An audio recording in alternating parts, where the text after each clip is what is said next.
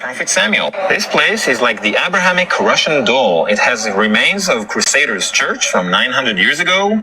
It has a Muslim. Hi, and today I want to take you to one of my favorite places, the tomb of Prophet Samuel. This place is like the Abrahamic Russian doll. It has remains of Crusaders Church from 900 years ago. It has a Muslim mosque, which is very, very beautiful and big. And if you go underneath, there is a tiny little synagogue.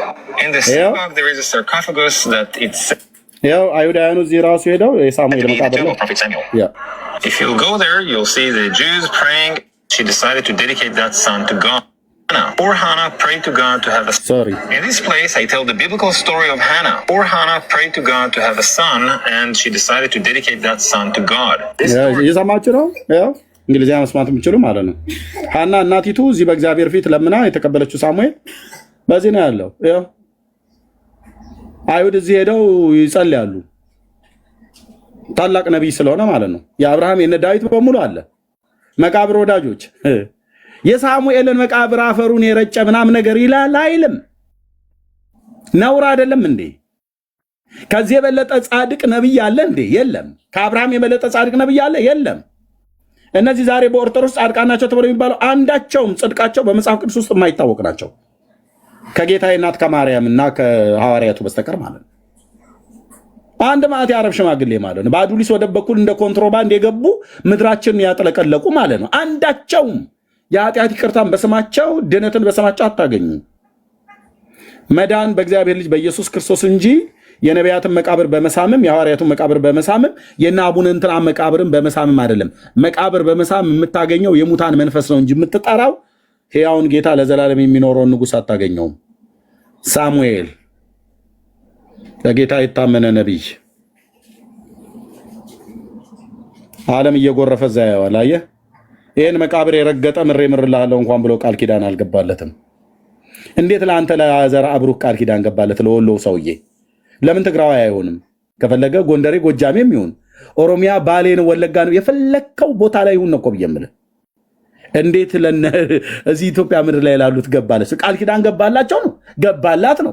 ኢየሱስ ክርስቶስ በየቦታው የሚማማል እኮ አድርገውታል። ገባላት፣ ገባላቸው፣ ገቡለት። ወንድሞቼ በሙሉ ቃል ኪዳን ሲገባላቸው ከንፈራቸውን እየሳመ በመጽሐፋቸው ላይ እንደሚጻፍ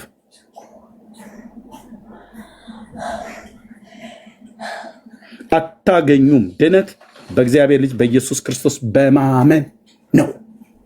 ነቢያቱ እንደተናገሩት ይሄ ብሉይ ኪዳን ነቢያት ራሱ በእርሱ የሚያምን ሁሉ እርሱ የተባለው ማን ነው? ኢየሱስ ክርስቶስ የአብ ልጅ የተሰቀለው ጌታ ሁሉ በእርሱና በእርሷ በእነርሳቸው ቅጥልጣይ የለም። በነጠላ ነው የጻፈው የጴጥሮስ ስብከት። በእርሱ የሚያምን ሁሉ እርሱ የተባለው ኢየሱስ ነው።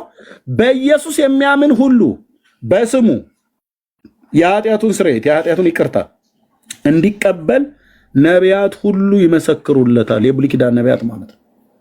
አለቀ። ሳሙኤል መስክሮ ነው የሞተው። እሺ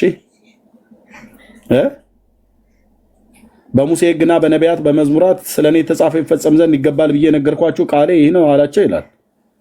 ክርስቶስ ለሰው ልጆች በደልና ኃጢአት እንደሚሞት በሶስተኛውም ቀን ከሙታን እንደሚነሳ በስሙ ንስሐና የኃጢአት ይቅርታ ከኢየሩሳሌም ከተማ ከዛው ተነደለ የወንጌሉ የምስራቹ ቃል እና በአራቱም የምድር ማዕዘናት ነው የናኘው። ኦኬ፣ ኢየሱስ ያድናል። ኢየሱስ ጌታ ነው። በስሙ ብታምኑ ለአይሁድ ለአሕዛብ የተሰበከ ይሄ ነው። ኢየሩሳሌም ጀመረ፣ በአሕዛብ ሁሉ የተሰበከ እስከ ምድር ከፀሐይ መውጫው እስከ መጥለቂያው ድረስ። በቃ እዚህ ጋር አንተ በመቃብር ብለህ አትልም። እዚህ ጋር መተህ በኢየሱስ ስም ነው አለቅ። እዚህ ፕላኔት ላይ ሰው ሆኖ የተፈጠረ በአብ ልጅ በዳዊት ልጅ በኢየሱስ ክርስቶስ ካልሆነ በስተቀር አትድኑም። የአባቶቼ አምላክ ምስክር ነው። የተልፈሰፈሰ ወንጌል እንኳን እንነግራችሁም አትድኑም፣ መዳንን አታገኙም።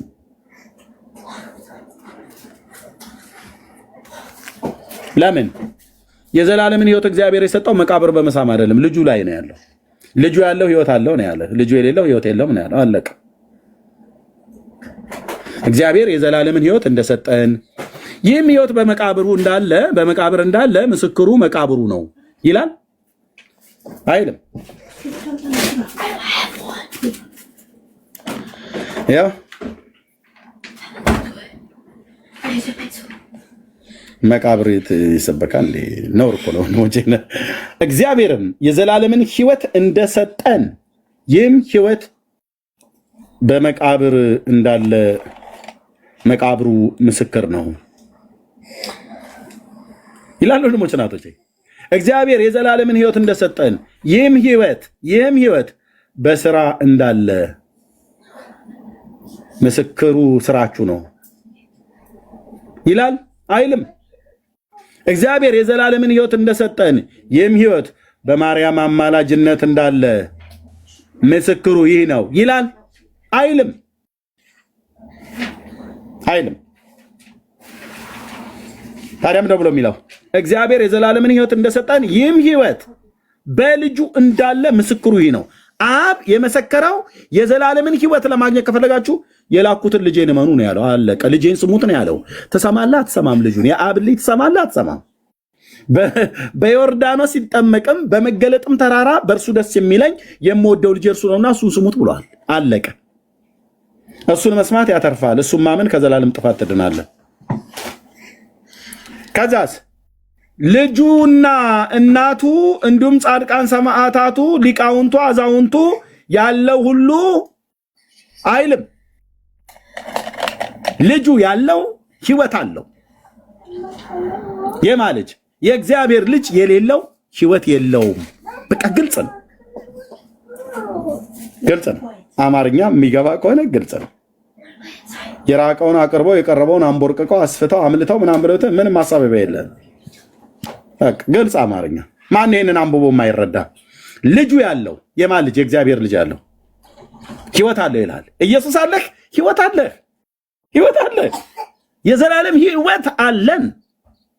ሄደን አይደለም የምናረጋግጠው፣ ኦልሬዲ በመንፈስ ቅዱስ ታተመናል። 4 ነጥብ የተዘጋ ነው። የእግዚአብሔር ልጅ አለህ፣ ህይወት አለህ። ሰግጥ ብለው የሚሉትን ቃል ይጠቀማሉ። ሰሞኑን መሰገጥ ማለት መገገም ማለት ነው ብሎ የሚል ብዙ ትርጉም አለው። እኔ አሁን ለመጠቀም ማመን ግን እንደው መሰግጥ ብሎ የሚለው አንድ ነገር ላይ ማመንና ክርችች ማለት ከሆነ ይሄው ክርችች በላ። ልጁ አለ፣ የእግዚአብሔር ልጅ አትጠፋም።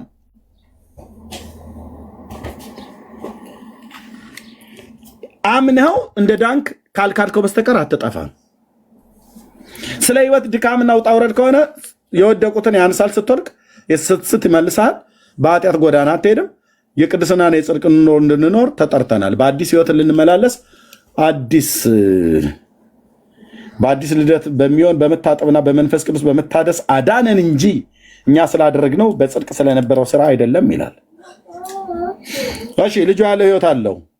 የእግዚአብሔር ልጅ የሌለው ህይወት የለውም። የዘላለም ህይወት እንዳላችሁ ታውቁ ዘንድ በእግዚአብሔር ልጅ ስም ለምታምኑ ይህን ጽፌላችኋለሁ። ይታወቃል። ከዚህ ምድር ላይ ሆኖ ሰው የዘላለም ህይወት ማወቅ ይችላል ማለት ነው። ምድር ላይ ሆኖ አዎ፣ በኢየሱስ ክርስቶስ ስታምን እርግጠኛ ነው የምትሆነው። ማን እርግጠኛ ያደርጋል? የተባረከው ጌታ መንፈስ ቅዱስ እርግጠኛ እንድትሆን ያደርጋል። በቅዱስ ቃሉ ስታምን መንፈስ ቅዱስ የእግዚአብሔር ልጅ መሆንን ለመንፈስ ይመሰክርልሃል። እኔ አይደለሁም ያልኩትኝ፣ ቅዱስ ጳውሎስ ነው።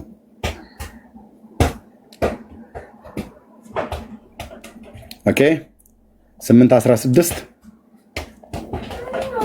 ያው በእግዚአብሔር ልጅ ስታምን እኔ የተቀበልኩት መንፈስ ወገኔ ጴንጤው የተቀበለው መንፈስ ይሄንን ነው። አባት ብለን የምንጮህበትን የልጅነትን መንፈስ ተቀበላችሁ እንጂ እንደገና ለፍርሃት የባርነትን መንፈስ አልተቀበላችሁምና የእግዚአብሔር ልጆች መሆናችንን ያ መንፈስ የቱ የሥላሴ ሶስተኛው አካል የሆነው ጌታ መንፈስ ቅዱስ ማለት ነው ራሱ ከመንፈሳችን ጋር ይመሰክራል ይላል። ሰው፣ ነፍስ፣ መንፈስ፣ ስጋ የሶስቱ ኮምፖናንት ውህደት ነው።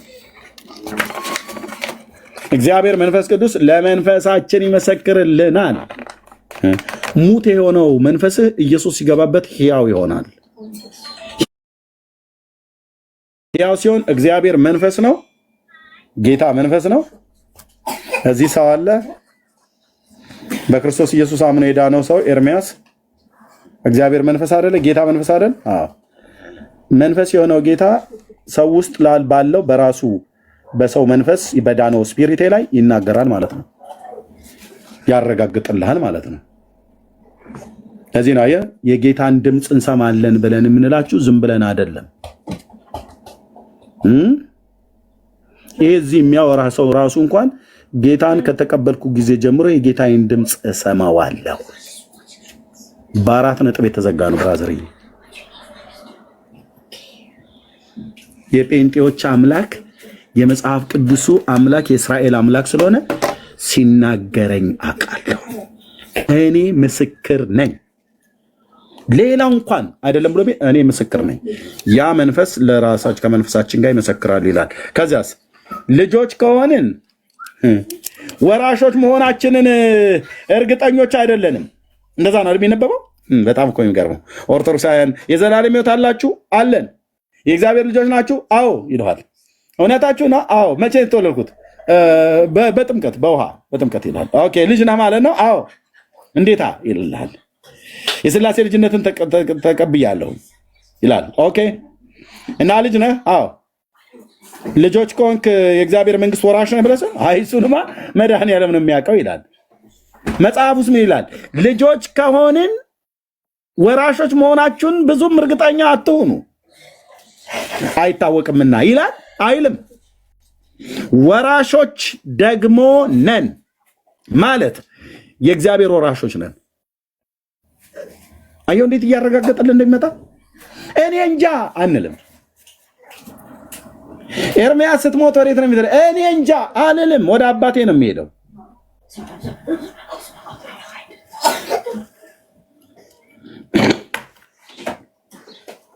ኢየሱስን ለዚህ እኮ ህይወት አይደለም ለሚመጣውም ህይወት እኮ ነው ያመኑ። ለዚህማ ህይወት ምናምን በጣም ምስኪኖች ነን ብሎ እንዳለ ጳውሎስ ማለት ነው።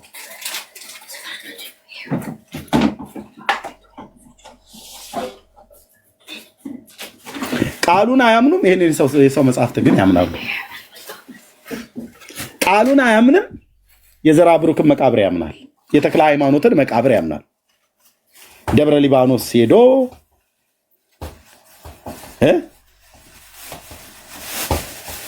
ቃሉን ይሄን ቅዱስ ቃል አያምኑም። ይሄንን ያምናሉ። እንደ በመድኃኒዓለም ኤርሚ ሞክሼ ፍቀድልኝ። ቃሉን አያምኑም። ይሄንን ያምናሉ። ጌታችን ስል እንኳን ሰውን መላክን ያድናል። በሉላችሁ የመቤታችን ስል በሉ ካመመህ ይመምህ። እንግዲህ ምን አገባኝ። ቆይ ይበሉት እስኪ። ደግሞ አንድ ዕለት የመጨረሻው አንድ ዕለት ደግሞ ምን ተደረገ መሰላችሁ? የመቤታችንን ዝክር የምትዘክር አንድ ሴትዮ ዝክሯን ስትዘክር ልጇን የ3 ወር አካባቢ ልጅ ነው ትታው ወጡ እየተሰራ ያ ልጅ ጅብ ገብቶ ልጁን ይዞት ሄደ።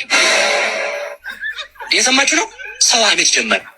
ሳይገባት የመቤታችንን አትሙ ብያችኋል። እውነቴን ነው። ስለ ሐሜት አሁን አላስተምርም። በቃ ልትሆ ሲያማት ቆይቶ ሴትዮዋ ምን ትላለች መሰላችሁ? ልጅሽን ጅብ ወስዶታል እኮ አትፈልጊም ሲሏት እመቤቴ ታውቃለች። እስኪ በሉላችሁም እመቤቴ በሉ። አታውቅም ታውቃለች። አታውቅም። የምታውቅም እመቤቴ የለችም። እግዚአብሔር ያውቃል ነበር። አታውቅም እመቤቴ ታውቃለች። በሉ ይላል ቆሞ ማለት ነው። ይሄ ብሉይ ኪዳን ቢሆን ኖሮ ጥምጥሙን አውልቀህ በዚሁ ጥምጥሙ እጁ ታስሮ 40 ግርፋት ነበር መገረፍ የነበረበት። እውነቴን ነው ብየምልህ። ቆንጆ አድርጎ በጠፈር በ40 ግርፋት በደረቀ ቆዳ ማለት ነው። መቀመጫው ይሁን ብቻ በሙሴ ሕግ አለ እንደዛ የተጻፈ። እንዲህ አይነት ውሸት፣ እንዲህ አይነት ቅጥፈት የእስራኤል አምላክ እግዚአብሔር እንጂ የሚያውቀው እመቤቴ ታውቃለች። አታውቅም። የጌታ እናት ማርያም እንኳን አታውቅም። እንኳን እቺ እመቤቴ ብለው የሚሏት ማለት ነው። ደግሞ የጎሪጥ ያዩኛል እንዴ? እመቤቴ ታውቃለች። እኔ የሚገርመኝ ልጁን ማምጣቱ አይደለም እኮ ድንግል ማርያም ጅቡ ወስዶት 3 ቀን ያህል ቆይቷል። ልጁ ስንት ቀን ሰማልኝማ ባሉ ነገሩ ይሄ 3 ቀን ያህል ጅብ የበላው ሰው ይመጣል አይመጣም? ባሉ ነገሩ ይሄ በጣም ነው የሚገርመው። ተሰበከ እኮ እንደ ጉድ።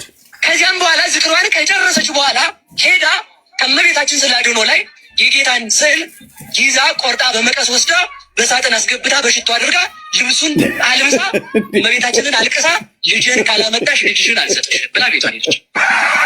አቤቱ ጌታ የሰማችሁ ነው። ልጅን ካላመጣሽ በልስ ልጅን አልሰጠሽም። እንዲህ ያለ እኮ ይቻላል። ማቴዎስ ወንጌል መጽሐፍ ምዕራፍ ስንት ላይ ነው ያለው? ኧረ በመድኃኒዓለም ኢትዮጵያ አንዴ በጓጉንቸር አንዴ ኤርሚዬ በመቀስ የልጇን ፎቶ ወስዳ ልጅሽን አልሰጥሽም ምን አለች ያለ። እስቲ ድጋሚ እንስማው።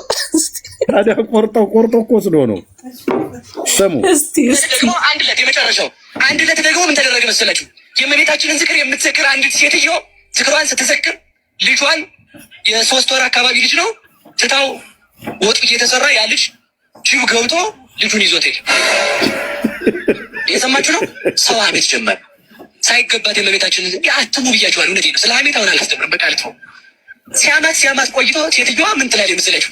ልጅሽን ጅብ ወስዶታል እኮ አትፈልጊም ሲሏት እመቤቴ ታውቃለች። እስኪ በሉላችሁም እመቤቴ በሉ። አታውቅም። ታውቃለች። ማን ያውቃል? አታውቅም። በቃ እመቤቴ ታውቃለች።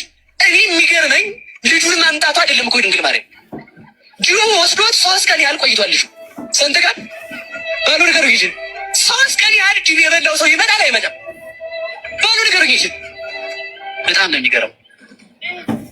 ከዚያም በኋላ ዝክሯን ከጨረሰች በኋላ ሄዳ ከእመቤታችን ስዕለ አድኅኖ ላይ የጌታን ስዕል ይዛ ቆርጣ በመቀስ ወስዳ በሳጥን አስገብታ በሽቶ አድርጋ ልብሱን አልብሳ እመቤታችንን አልቅሳ ልጅህን ካላመጣሽ ልጅሽን አልሰጥሽም ብላ ቤቷን ሄደች።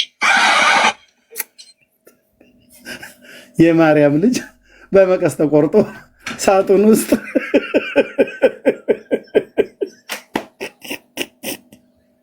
ኧረ ጌታዬ ወይ ውረድ ወይ ፍረድ ይላሉ እናቶች።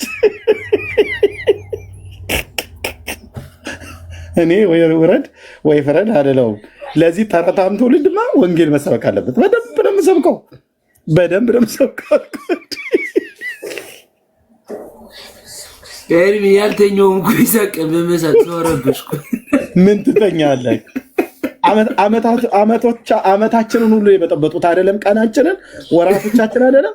ዘመናችንን ሁሉ እኮ የሚበጠብጥ እኮ ተረት እኮ ነው የነገሩት። እንቅልፍ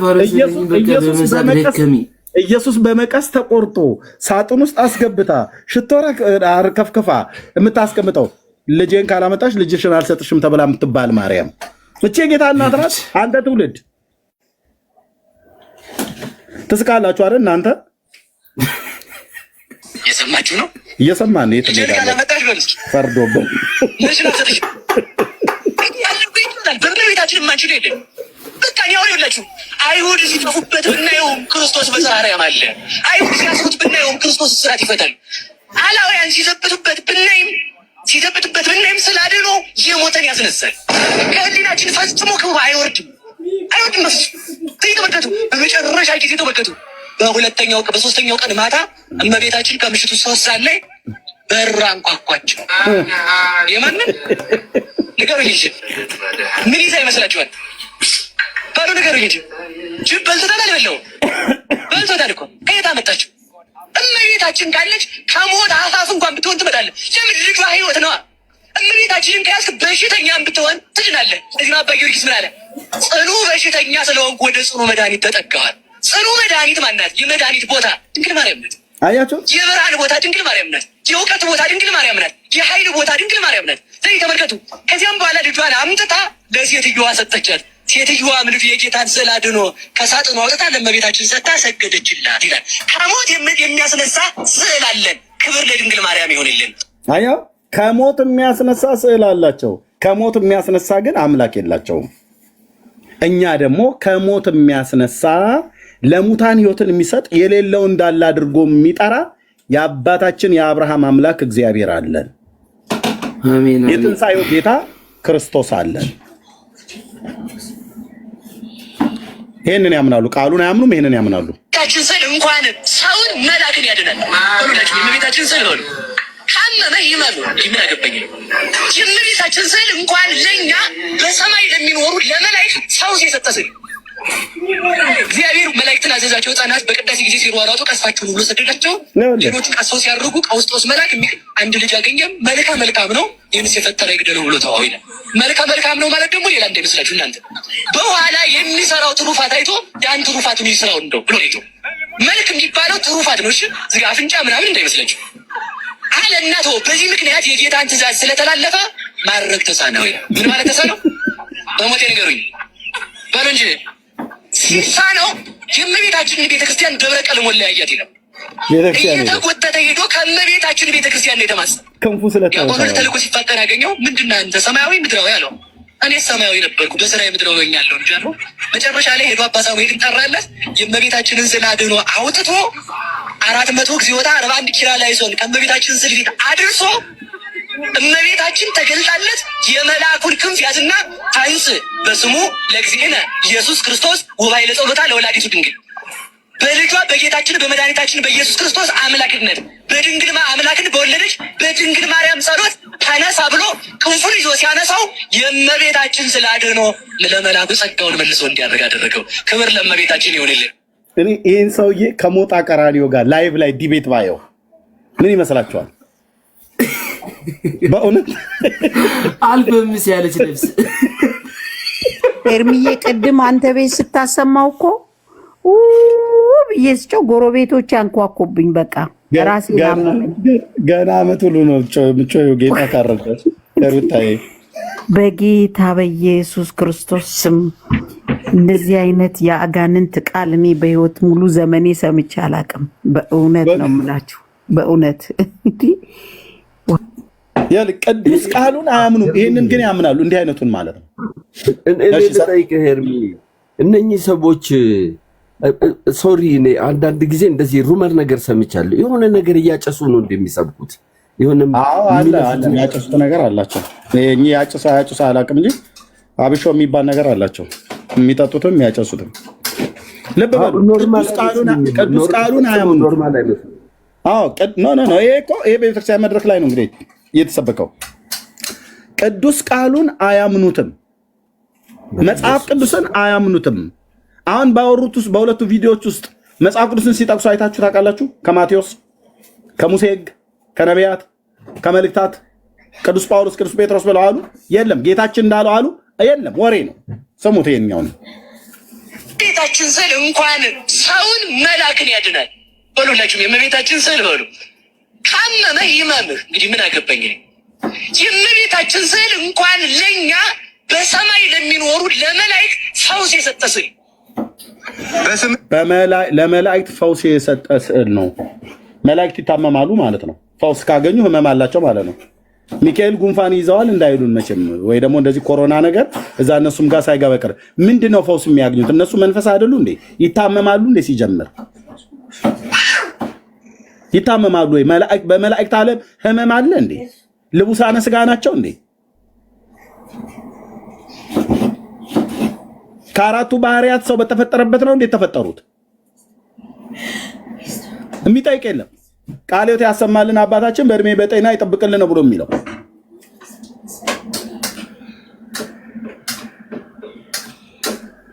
ሰማይ ለሚኖሩ ለመላእክት ፈውስ የሰጠ ስዕል፣ በስምሽ ያመናውን ስምሽን የጠራውን ዝክር የዘከረውን ሰው የተራበ የመገበውን ሰው እኔም የህይወት እንጀራን በሰማያት መግበዋለሁ። እቺ ዝክር ይሄ ዝክር ምን አለበት እኛ ቤትም ቢመጣ እኔ እዚህ እኛ ጋር ምን ምልክ ትተን እኮ መጣን። እዚህኛ እነሱ በጠላ ነው የሚጠመቁት። በጠላ እንኳን ቀርቷል። አሁን በውስኪ ነው። እኛ ጆሊ ጁስ አሮብናል። ዝክር ሮጣው የሚያወሩት ዝክሯን የዘከረ ይላሉ። ምን ማለት እንደው ታውቃለህ? የሚበላ ወደ ቤተክርስቲያን አምጣ ነው።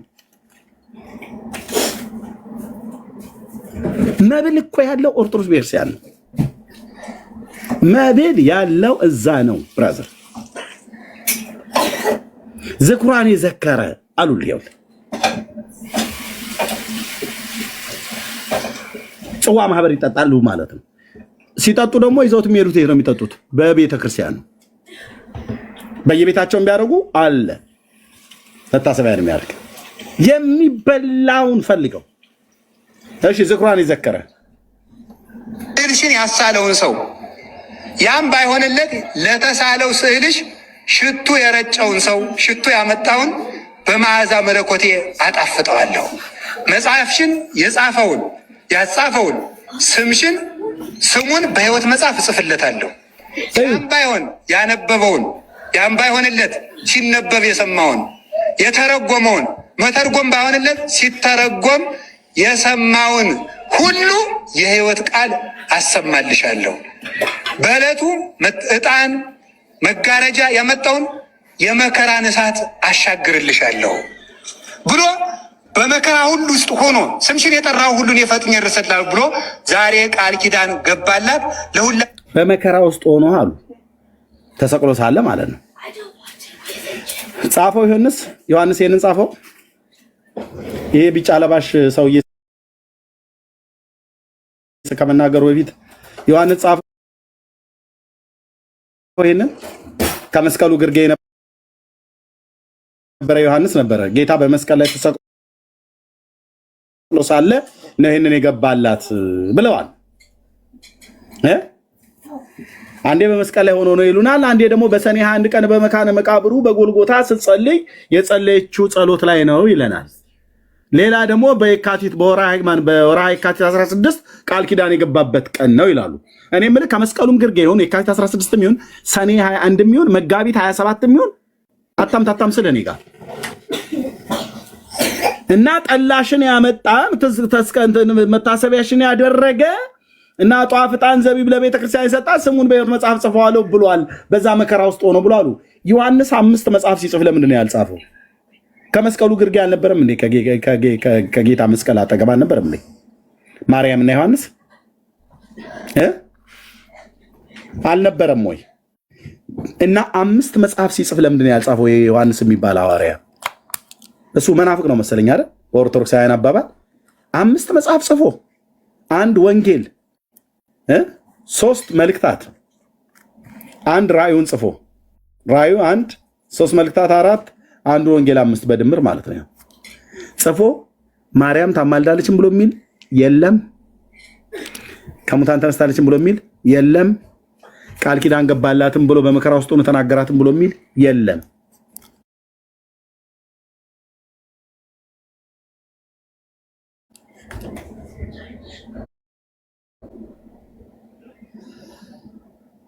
ምድረ ሆዳም ለመብላት ብለው ማለት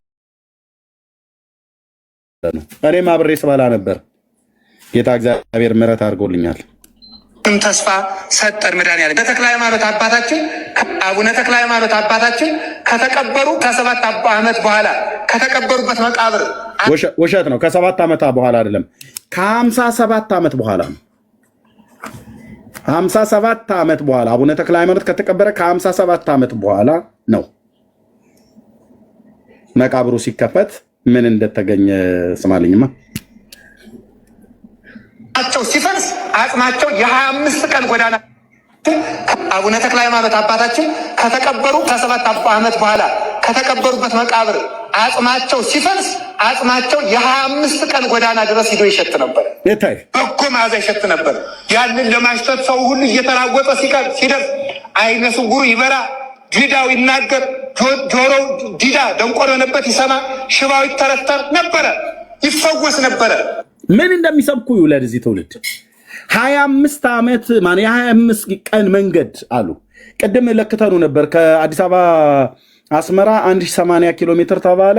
በዛ ወደ 57 ቀን ምናምን ነገር ወሰደ ሰው በቀን ውስጥ 30 ነው 20 ኪሎ ሜትር ቢጓዝ ብለን እና መቀሌ 780 ኪሎ ሜትር ከአዲስ አበባ የ27 ቀን ይወስዳል። እንደዛ ከአዲስ አበባ መቀሌ ማለት ነው። ስለዚህ የአቡነ ተክለ ሃይማኖት መቃብር አዲስ አበባ ሲከፈት አጽሙ ማለት ነው መቀሌ ድረስ እየተሰማ ይሄ የሸኖ ሜዳ አቆራርጦ ደብረ ብርሃን በል ሰሜን ሸዋን አጠቃላይ ወሎ ክፍለ ሀገርን አቋርጦ ደሴ ኮምቦልቻ ሁሉ በሙሉ እያሸተቱ ማለት ነው መቀሌ ድረስ የ25 ቀን መንገድ ያህል መዓዛውን ያሸቱት ነበር አለ።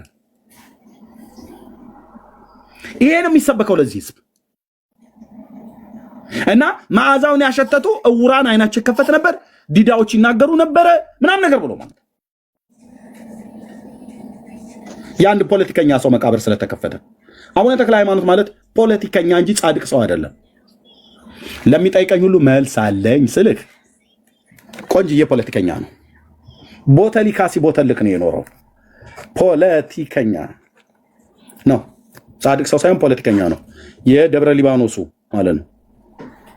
ለምን በለኝ ቀጥታ የዛጎይን ስርወ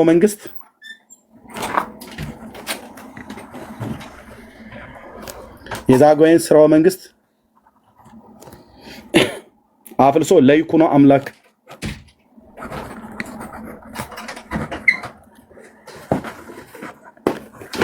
ወደ ሸዋ ለማስመለስ በተደረገ ጦርነት ውስጥ ቀጥተኛ ተሳታፊ የነበረ ሰው ነው። ተክለ ሃይማኖት የቲሳው ማለት ነው። የደብረ ሊባኖስ አንቺ 7 ዓመት እግሩ ተቆረጠ ብለሽ ምትዩ ጉድና ጅራት ወደ ኋላ ነው ይላል ብራዘርዬ። ለኛ 7 ዓመት እግሩን ሲጸልይ ተቆረጠ አልካደ። ከራያ ገበሬ ጋር ሲዋጉ በጦርነት ውስጥ እግሩ እንደተቆረጠ ስንቶቻችሁ ታቆየው? አቤት ከእግሩ ቁራጭ ደግሞ ስጠኝ ምናምን ነገር ብለብትል አልሰጥህም ብለዋል። ራሱ በራሳችሁ መጽሐፍት ላይ ማለት ይሄን ተናግሬ ይሰጣለሁ። ምንድነው ጊዮርጊስ ከደሙ ጠብታ ተክለ ሃይማኖትም ከስባር አጽሙ ስጠኝ ብዬ ስለው አልሰጥህም ብሎ አለኝ ይላል። ታዲያ ምን ያደርግልህ? ተክልዬ ጻድቁ ገደል እንዳክርማ የሚሰነጥቁ እያልክ ዝም ብለህ የባልቴት ወሬ ታወራለህ። ንስሐ አትገቡም? ወደ እግዚአብሔር ልጅ ወደ ኢየሱስ ክርስቶስ አትመጡ? ያው እንደዚህ ይላል መልክዓ ሥላሴ ላይ መልክዓ ሥላሴ ይነበባል ስል መድኃኒዓለም ምስክሬ ነው። ጌታ በዓላማ ነው በዛ ቤት ያሳለፈኝ። ያው እዚህ መልክዓ ሥላሴ ላይ እንደዚህ ይልልሃል። ተረት ያነሳው የለ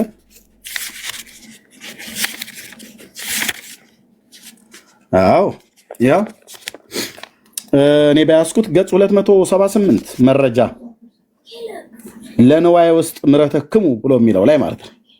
ለንዋይ ውስጥ ምሕረተክሙ አብ ወልድ መንፈስ ቅዱስ ሆይ ከውስጣዊ ባህሪያችሁ ከሚገኝ ቸርነታችሁ ሰላም እላለሁ። ስሉስ ቅዱስ ሆይ የትሩፋት አበጋዝ እንደመሆናችሁ የገድል ትሩፋት አጎናጽፉኝ። ከገድላቸው ገድል እሳተፍ ዘንድ በሄድኩ ጊዜ ጊዮርጊስ ከደሙ ጠብታ ሊሰጠኝ አልፈቀደም። ዋት ጊዮርጊስ ለእኔ ሞተ ብለህ ያልከው ሁሉ በሙሉ ገደል ገባ ማለት ነው። በራስ ትምህርት ከደሙ ጠብታ ሊሰጠኝ አልወደደም። ታዲያ ቢሰጥህስ የፍጡር ደም አያድንህ? የእግዚአብሔር ልጅ ደሙን ሰጥቶ አንተ የፍጡር ደም ምንድነው? በእኛ በገጠርኛው በገበሬው አባባል ቅልውጥ አትሂድ ይባላል። ምን ያስኬደህ? የጊዮርጊስ ደም ቢሰጥህስ ምን ሊያደርግልህ? አይጠቅምህ።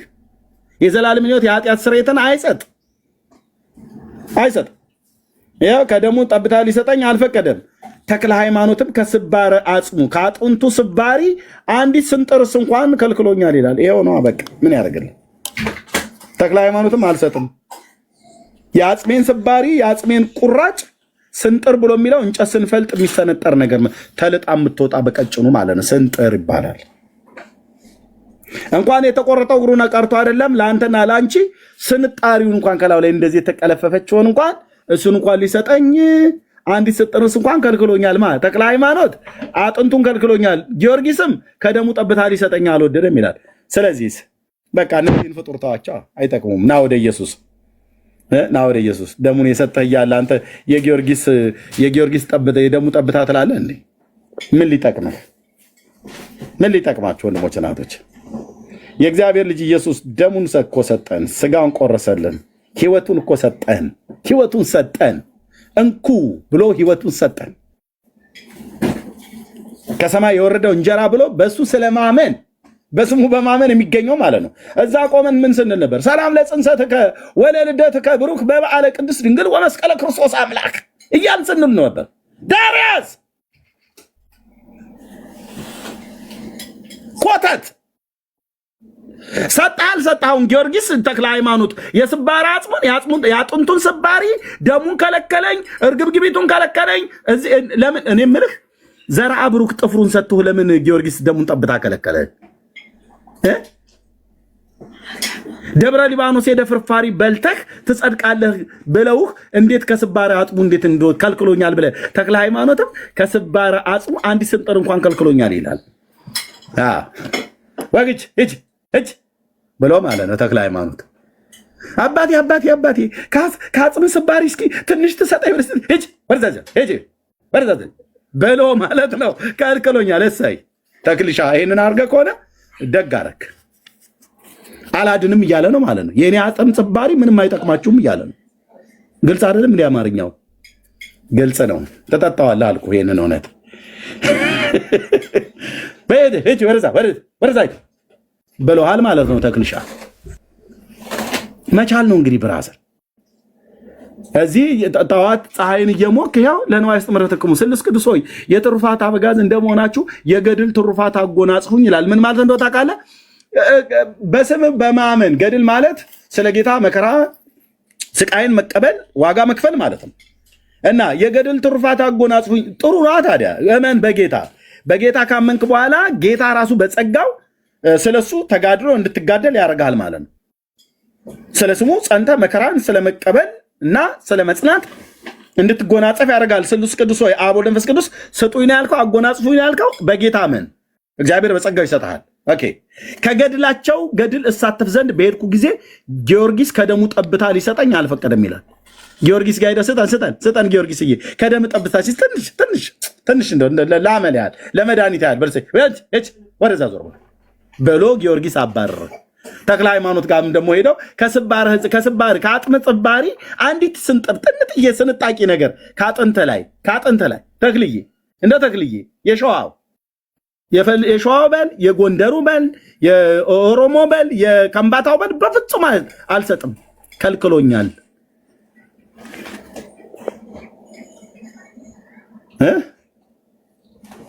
ተክለየ ጻድቁ ይልላል። ጠዋት ይነሳና ህዝቤ አንተ ትውልድ መጽሐፍ ቅዱስ አታነብም ወይ? ክርስትና በቃ ስለ ተክለ ሃይማኖት እግር ስባሪ ስለ ደሙ ጠብታ ምናምን መስበክ ሆነ። ሐዋርያቱ የቱ ጋር ነበረ ስለ ሌሎች አባቶች ደም መፍሰስና አጥንት መሰበር ምክንያት ተናግረው በሳቸው አባት ብታምኑ በአጥንታቸው ብታምኑ በደማቸው ጠብታ ብታምኑ ብለው የሰበኩት?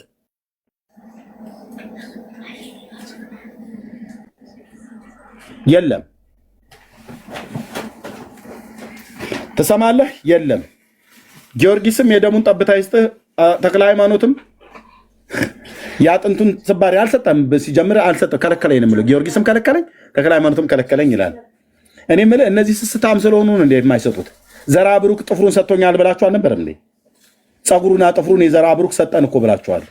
ዘራ ብሩክ ጥፍሩና ፀጉሩን ከሰጣችሁ ጊዮርጊስና ተክለ ሃይማኖት ደምና አጥንታቸውን ለምን ከለከሏችሁ? ግማሹ ስስታም ግማሹ ቸር ስለሆነ ነው። የሁሉም አይጠቅማችሁም። የዘራ ብሩክም ጥፍር አይጠቅምህም፣ የጊዮርጊስም ደም አይጠቅምህም፣ የተክለ ሃይማኖትም የአጥንት ስባሪ አይጠቅምህም። የሚበጀን የሚያድነን የተቀባው የአብ ልጅ ጌታ ኢየሱስ ክርስቶስ ነው። በስሙ ንስሐና የኃጢአት ይቅርታ የሚገኘው በእርሱና በእርሱ ብቻ ነው።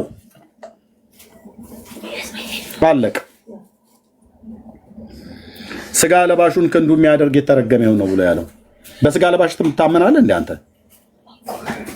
ስጋ ለባሽን ትደገፋላችሁ ወንድሞች እናቶች? ምን ያደርግልሃል? አሁን የጊዮርጊስን ደም ጠብታ ስጠኝ። ቀይ መስቀል ሰራተኛ አይደለህ አንተ? ምን ያደርግልሃል?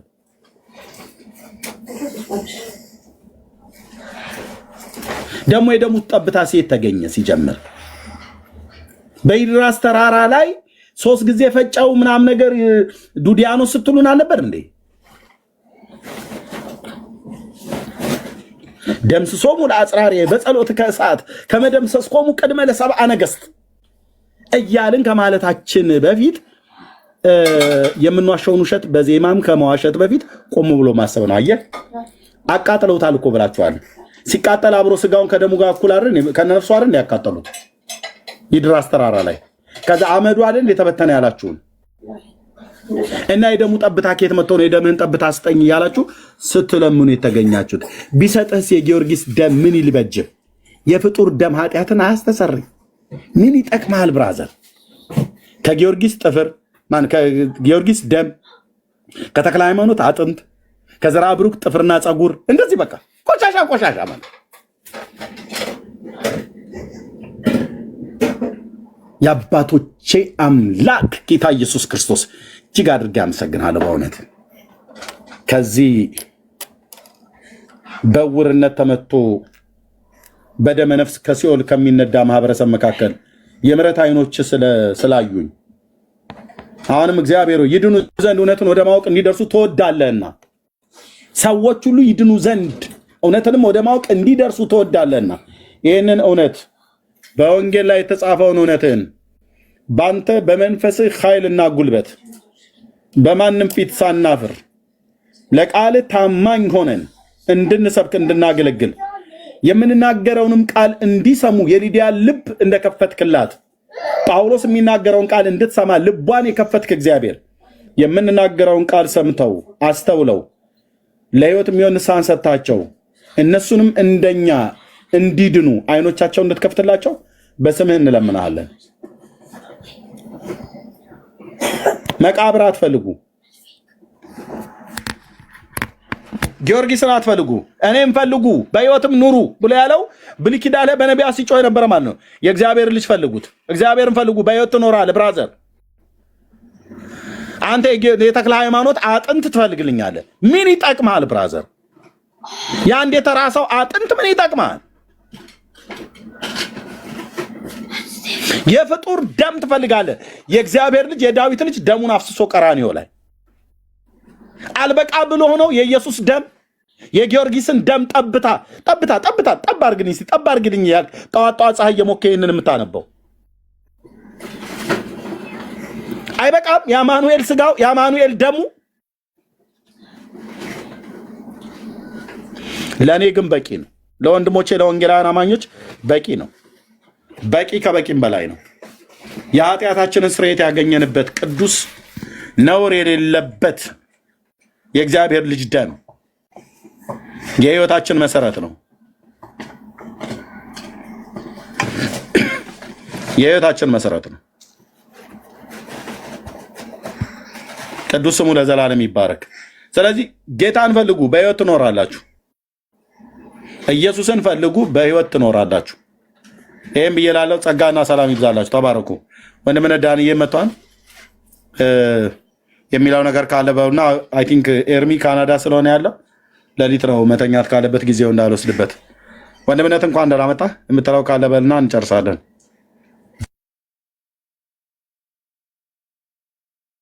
እሺ ወንድምነት እንደምን አደራችሁ? እንደምን ዋላችሁ? በየሰዓት አቆጣጠራችሁ የጌታ ጸጋና ሰላም ይብዛላችሁ። ሰላም ብያለሁ። በቂ ነው ወንድምነት፣ አንተ ከተናገርከው ላይ መናገር አያስፈልግም። ኢየሱስን ይመልከቱ ነው ተስፋችን፣ እሱ ነው። ኢየሱስን ይዩት ነው ወንድምነት። ጥሩ አድርጋ አስቀምጠዋል። ጸጋ ይብዛልህ። ተባረክ።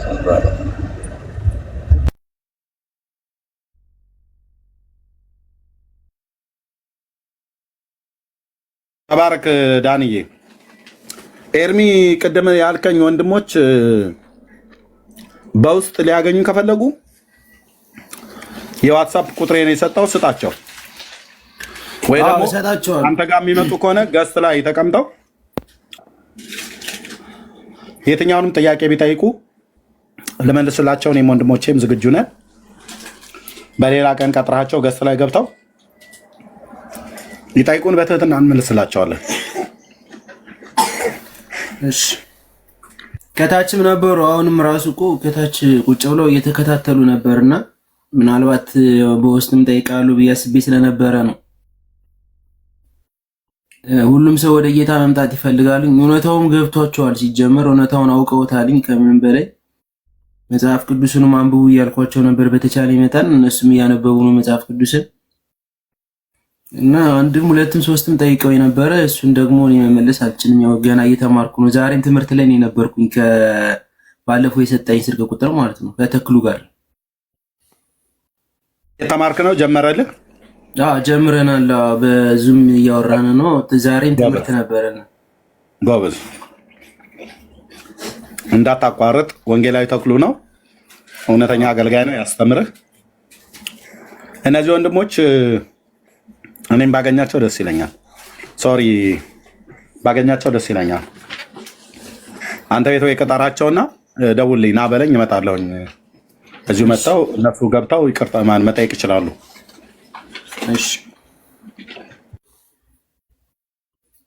እኔ ግን ባትሄድ ችግር የለውም። እኔ መቆየት እችላለሁ ከዚህ ጋር። አሁን እኔ ትምህርቱን ስለምፈልገው በተለይ አንተ ስታስተምር ደግሞ ደስ ብሎኝ ስለሆነ ስመማረው ነገም እንደዚህ ኦፍ ነኝ። ችግር የለውም መቆየት ከፈለክ ምናልባት አሁን ከቻሉ ይምጡ። አደን የተወሰነ ሰዓት ደረሰ። ኦኬ እኔ ጋር ልጆችን ማስተኛበት ሰዓት ደረሰ። ነገ ቅጠራቸው ከዚህ ሰዓት ወደኋላ ቀደም ብዬ ማለት ነው። በእናንተ 6 ላይ ነው አይደል እራት የምትበሉት?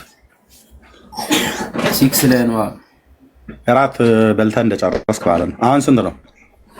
አሁን 12 ሰዓት ከ52 ማለት 1 ሰዓት እየሆነ ነው። ለሊቱ በኢትዮጵያ 7 ሰዓት እየሆነ ነው። አሁን ከምናወራበት ከ6 ሰዓት በኋላ እራት እንደበላህ 6-7 ላይ ካልጋሪ ነው አይደል ያለው? እኔ ካልጋሪ ነኝ። በቃ 7 ላይ እራት ምናምን ነገር በልተህ ካሉ አስገባቸውና ጥራን። እኔም እነ ዳንዬ ምናምን እንመጣለን። ኦኬ አደርግላቸዋለሁ ወይም ደውዬ እጠራቸዋለሁ። ዳኒ ስልክህን አላስቀምጥክልኝም። እኔም ባለፈው አስቀምጣለሁ ብዬ እስካሁን አላወራንም ከዳኒ ጋር። ሊዮን አይተዋልኝ ኤርሚ አስቀምጥልሃለሁ። ተባረክ። ጸጋ ይብዛልህ ወንድሜ፣ አመሰግናለሁ። ሊዮን አወቀው ኤርሚ ማን ነው ሊዮ? ሊዮ ታች ያለው ማለት ነው። አንዳቸውን ከታች ላድርግና ላስገባው። እሱ ነው በደንብ እያስተማራቸው ያለው። እኔ አንዳንድ ጊዜ እንትን ሲል እሱ እየገባ በደንብ ያስተምራቸዋል። በላስታወቅ በደንብ ቆይ ይወርድልህ አስገባው። ሊዮ ከታችሁና ሊዮ ላስገባ እኔ ወርዳለሁ። ያው በደንብ ይተዋወቁት። በጣም ስሙ ወንጌልን በደንብ ይሰብካል። እሱ ነው በደንብ እስካሁን ድረስ እየተከታተለ የሚያስተምራቸው እሱ ነው እስካሁን።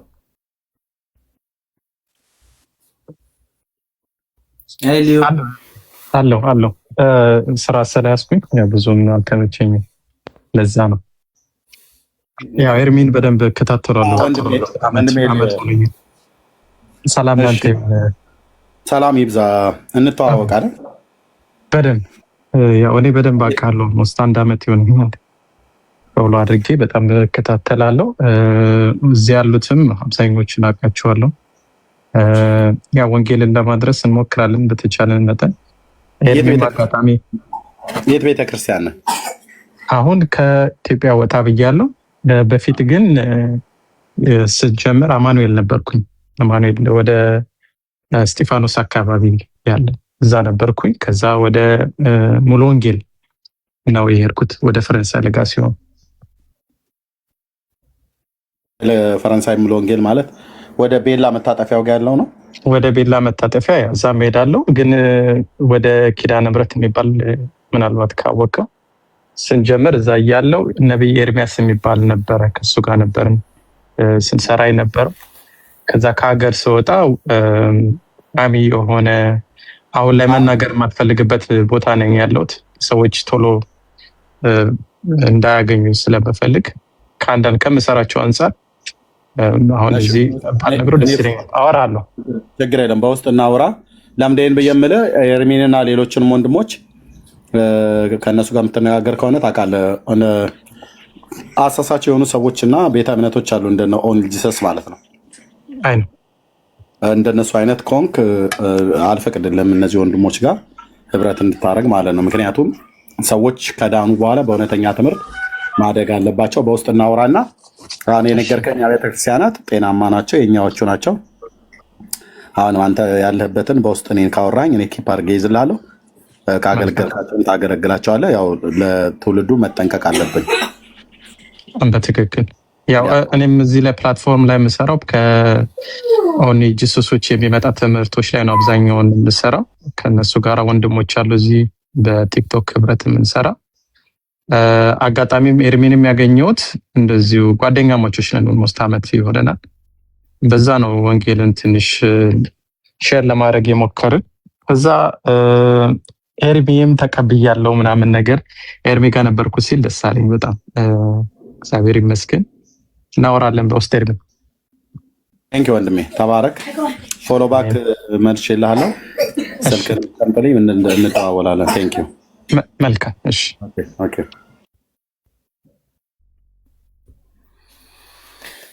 ተመስገን። እንኳን በደንብ ተዋወቃችሁ። እሱ ነው ከብዙ ጊዜ ከቤት ተቀምጦ ስከፍት ጀምሮ እየተከታተለ ጥያቄዎችም ሲኖራቸው እያንዳንዶችን የእግዚአብሔርን ቃል በደንብ አድርጎ እየገለጸ ያስተምራቸዋልኝ በተቻለው መጠን። ስለተዋወቃችሁ ደስ ይላል። ዳኒን ተዋወቀው ሊሆይ ዳኒም እሱን መጀመሪያ ስከታተለው የነበር ነው። 2 ዓመት ተከትዬ ነው ኤርሚያስን ብዙ ወንጌልን የተማርኩት። ዳኒ ሳይበ ነው። ዳኒም አውቀዋለሁ አብረው ስለሚገቡ አብሮ ነው የሚገቡ ብዙ ጊዜ። እሱ ቤኪ ኤርሚ በደንብ አውቃቸዋለሁ። ያው ፓስተርዬንም አውቀዋለሁ። ከእሱ ጋር አብረን ስናወራ ነበረ። ፓስተር አለሙ ሰላም ብያለሁ። ዳኒ እሺ ሰላም ብራዘር፣ ሰላም ብያለሁ። ጸጋና ሰላም ይብዛልህ። ተባረክ። ያው ወንድምነት ያለው ለመጠንቀቅ ያክል ነው፣ ሰዎችን አሳልፎ ላለመስጠት።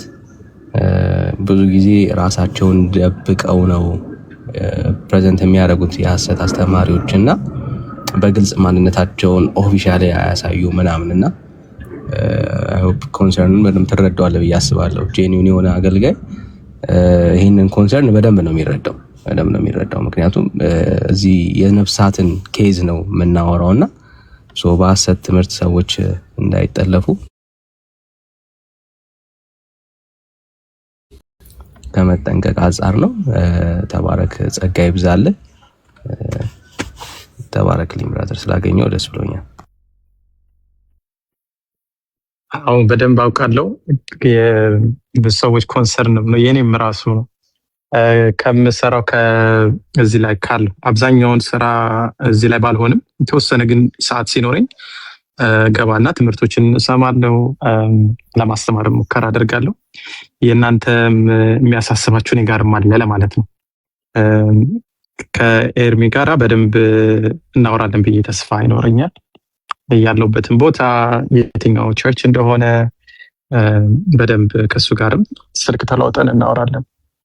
የተወሰኑ ሰዎች አሉ የሚያውቁኝ፣ በአካል ግን የሚያውቀኝ ሰው እዚህ እኔ እንጃ አይመስለኝም። በአካል የሚያውቀኝ ሰው ያለ አይመስለኝም። ይሄን ለማለት ነው።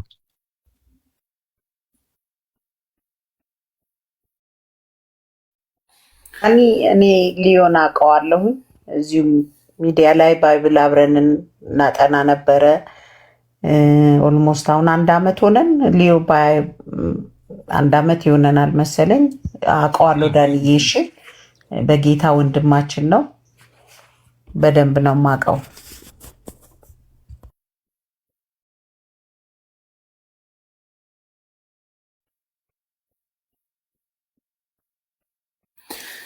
እግዚአብሔር ይመስገን። ኤርሚዬ በጣም ስለመጣ በጣም ደስ ብሎኛል።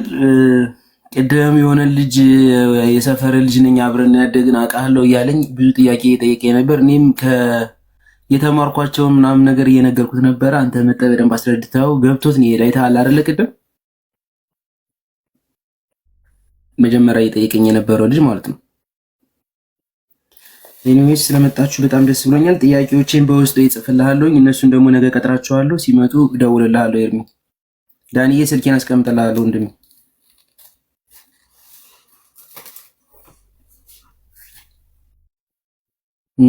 ፓስተር አዲስ ተቀላቅሎናል። ሰላም ብያለሁ ፓስተር። ቅድም ሰላም ብዬ ነበር። ሰላም ለሁላችሁ ይሁን። አንተም ደክሞሃል መሰለኝ። ኤርሚም ልጆች ማስተኛበት ምናምን ብሏል። ዳኒ በረጅም ጊዜ ነው ያገኘው። ዳኒ ጌታ ኢየሱስ በጥቅ ያድርግልኝ ወንድም አለ። ጌታ ኢየሱስ ሁላችሁንም ይባርካችሁ።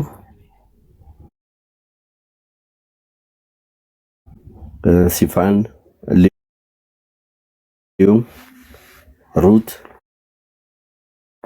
አንቴ፣ ማሪ እግዚአብሔር አምላክ ይባርካችሁ ሁላችሁንም። ኤርሚ ተናገሩነቱን ጌታ ኢየሱስ አብዝቶ ይባርከው ወንድም አለምና እስቲ ደግሞ በጸሎት የምንሸካከም ሞር ኤንድ ሞር። በርታ ወንድሜ፣ ሌላ ምንም አልልም። በርታ።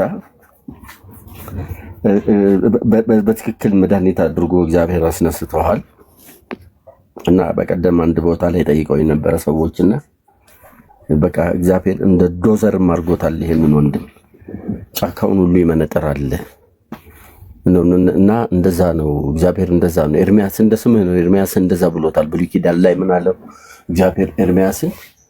እነሆ ትነቅልና ታፈርስ ዘንድ ትተክልና ትገነባ ዘንድ ቃሌን በአፍህ ላይ አኑሬአለሁ ነው ያለው። እና መንጥሩን ነቅሎም እንደገና መትከል እኔ ዲቴል አላቃቸውም እና ቅድም ስትናገር በጣም ነበር የምደነቀው። አላውቀውም። እኔ ትንሽ ልጅ ሆኜ ነው ከዚህ ከኦርቶዶክስ እንትን ያልኩት፣ ልጅ ሆኜ ነው ያውም ፈንክተውኝ ነው የወጣሁት። በዛ ወጥቼ ነው የቀረሁት። ካደኩ በኋላ ነው ጌታን ያገኘሁት። ብዙ ዲቴል አላውቀውም እና ይሄ ሚዲያ ደግሞ ብዙ ኤክስፖዝ እንዲሆን አድርጓል። እግዚአብሔር ምሕረቱን ያበዛልናል። ሆፕፉሊ በቅርብ ጊዜዎች ብዙ ነገሮች ተለዋውጠው በእውነት ጌታ ኢየሱስ ብቻ ይከበራል በቤቱ ብዬ አምናለሁኝና ተስፋችንም ይሄ ነው። ብራዘር በርታ፣ እግዚአብሔር አምላክ ጸጋውን ያብዛልህ። ኤርሚዬ ስትገባ ልደውልልኝ ትችላለህ። ኦኬ እሺ፣ እኔ እደውላለሁ። አይ እኔ ሲጀምር ነገም ጠዋትም ስነሳ ምናልባት ነገ ረፍት ስለሆንኩ ስራዬን ጨርሼ እደውላለሁ። ያው እንግዲህ እኔም ከታችኜ የተማርኩትን 2 ዓመት በሙሉ ቁጭ ብዬ ተምሬ እግዚአብሔር የተመሰገነ ይሁን ብዙ ወንጌልን አውቄያለሁ። በተቻለ መጠን እግዚአብሔር የተመሰገነ ይሁን። እንግዲህ ሌላ ጊዜም ስከፍት እየመጣችሁ እናንተም ያላችሁን ሐሳብ ያላችሁን ትምህርት ለሌሎች አካፍሉ። ኤርሚዬ እግዚአብሔር ይባርክህ ብዬ መቼም ሁሌ ነው ማመሰግንህ ታውቃለህ። እንትን አልገባለህ ያውም እንደዘጋ ነው